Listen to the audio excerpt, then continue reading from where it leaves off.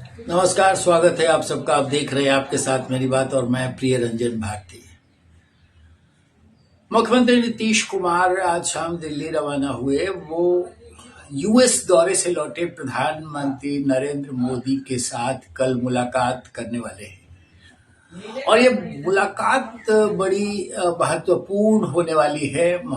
इस मुलाकात की वजह क्या है, इसको लेकर के अभी तक एनडीए की तरफ से सब कुछ साफ नहीं हुआ है, लेकिन जो संकेत सूत्रों से मिल रहे हैं उसके अनुसार मुख्यमंत्री की ये मुलाकात महत्वपूर्ण इसलिए मानी जा रही है कि अभी यूएस दौरे में प्रधानमंत्री नरेंद्र मोदी के हाथ काफी कुछ लगा है और इस तरह से उनके इकबाल जो बढ़े हुए हैं उसमें मुख्यमंत्री के साथ उनके मुलाकात जो होगी उसके निहितार्थ कई तरह के निकाले जा रहे हैं।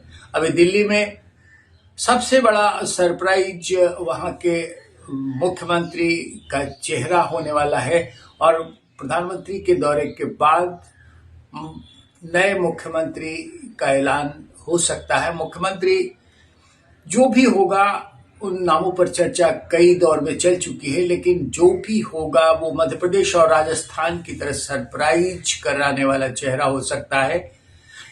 लेकिन इस मुलाकात प्रधानमंत्री और मुख्यमंत्री नीतीश कुमार की मुलाकात की वजह ये भी मानी जा रही है कि दिल्ली में कम से कम दो उप मुख्यमंत्री में से एक बिहार का, पूर्वांचल का संभावित है और वो चेहरा कौन सा हो सकता है, इसे लेकर कयास लगाए जा रहे हैं।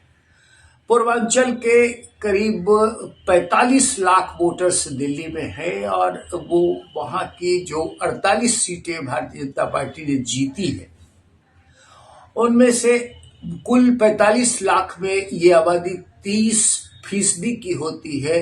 48 में 17 सीटें पूर्वांचल वोटों के सहारे भारतीय जनता पार्टी ने जीती है। हालांकि एनडीए की जीत मानी जा रही है। एनडीए मतलब बिहार के 2 सीटें एक लोक जनशक्ति पार्टी को मिली थी और एक जनता दल यूनाइटेड को, लेकिन दोनों ही सीटें गंवा दी साथियों ने।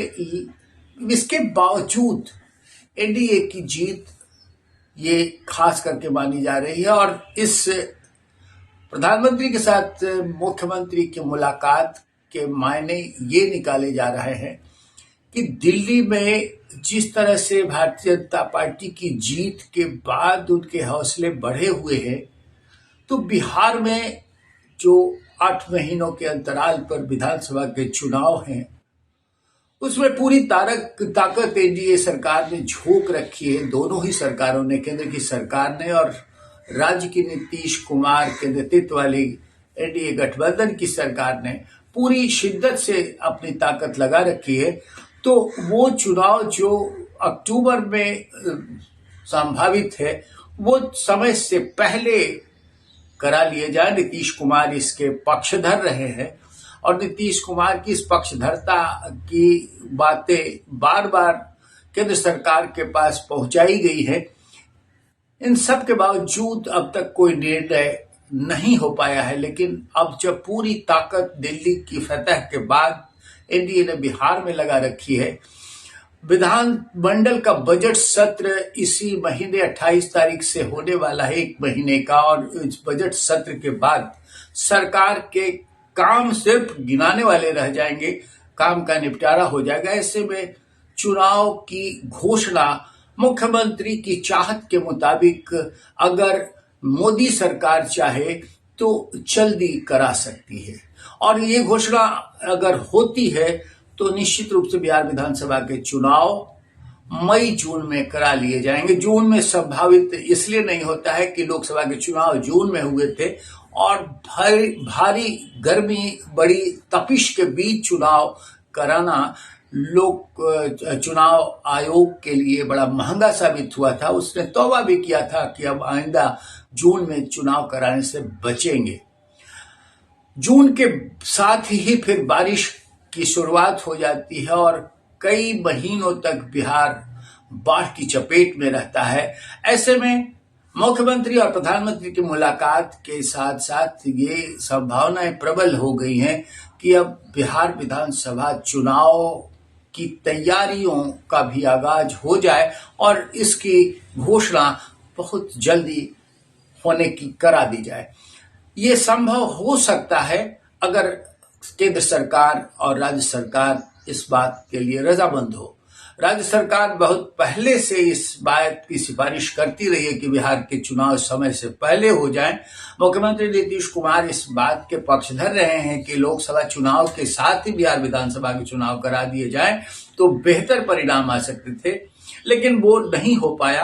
अब नीतीश कुमार लगातार प्रगति यात्रा पर हैं और जिस तरह से प्रगति यात्रा में लगातार 3000 करोड़ की योजनाओं को जनता के बीच उतारने का काम सरकार कर रही है, सरकार दे ही रही है लगातार। और केंद्रीय बजट में भी पूर्वांचल पर जिस तरह से जोर दिया गया, लगता यही है कि सारा का सारा फोकस बिहार और पूर्वांचल पर है। उत्तर प्रदेश में तो अभी चुनाव नहीं है, लेकिन बिहार में चुनाव समय से पहले करा दिए जाएंगे तो भारतीय जनता पार्टी के हिस्से में, एनडीए के हिस्से में जीत का एक और सेहरा बन सकता है।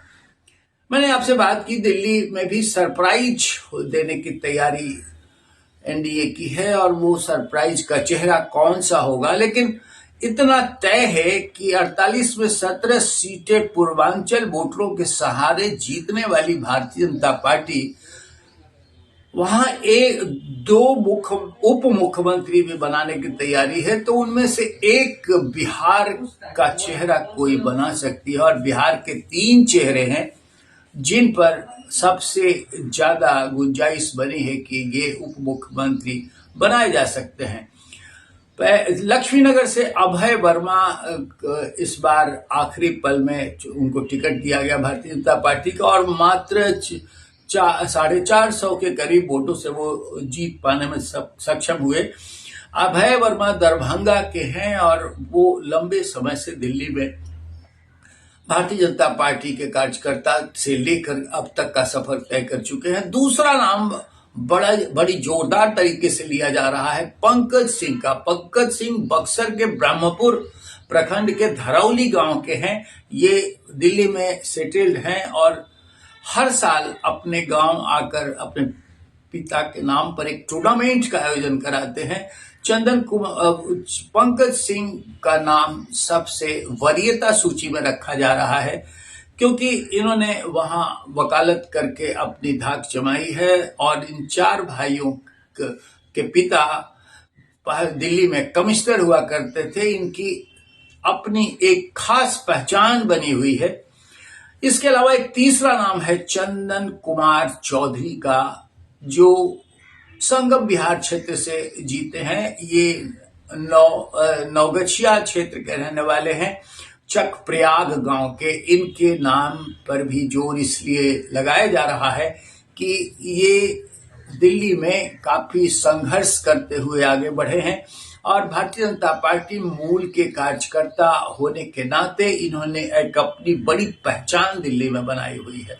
इन 3 नामों में से एक कोई निश्चित रूप से उप मुख्यमंत्री बन सकता है और दिल्ली में जो सरकार बनाने का फार्मूला बताया जा रहा है उनमें से 3 उप मुख्यमंत्रियों के चेहरे जो मैंने गिनाए आपके, इनमें से किस नाम पर सहमति बनाए, इस पर भी प्रधानमंत्री और मुख्यमंत्री नीतीश कुमार के बीच होने वाली मुलाकात में मंथन संभव है।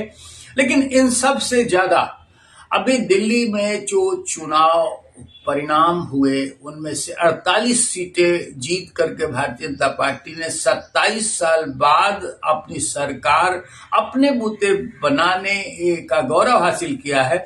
उसमें चौंकाने वाले निर्णय चाहे जो भी हो, लेकिन उसके बाद भारतीय जनता पार्टी के हाथ जीत का जो पिटारा लगा हुआ है, उस तुरंत जीत के पिटारा को खोलते हुए बिहार का रुख कर सकती है और बिहार में फिर परचम लहराकर अपने विरोधियों को मात देते हुए उनके मुंह पर एक बड़ा थपेड़ा लगाने की ओर बढ़ सकती है। आज के अंक में बस इतना ही, लेकिन आपसे निवेदन करेंगे कि हमारे वीडियोस पर अपनी प्रतिक्रियाएं अपने कमेंट बॉक्स में हमारे जाकर जरूर दें। अगर हमारे चैनल के साथ अब तक नहीं जुड़ पाए हैं तो इसे सब्सक्राइब करें, लाइक करें, शेयर करें। फिर किसी और विषय पर बात करेंगे आपसे। नमस्कार।